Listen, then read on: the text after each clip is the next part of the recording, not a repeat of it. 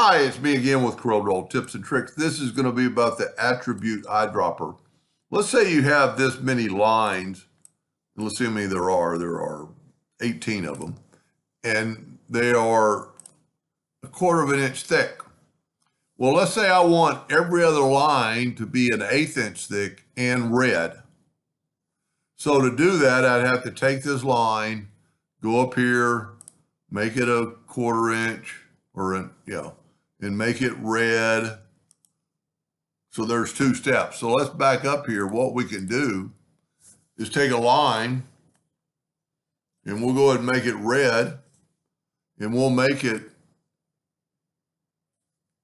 that length, the 1/8 of an inch.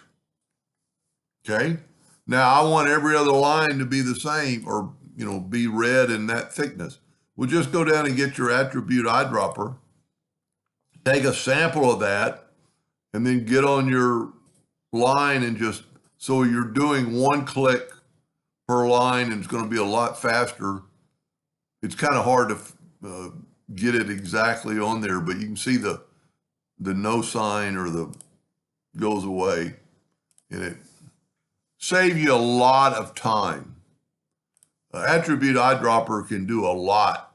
I mean, how easily it would be to take this line and make it blue and get your attribute EyeDropper, take a sample of it, and now let's make that one blue. Let's make that one blue.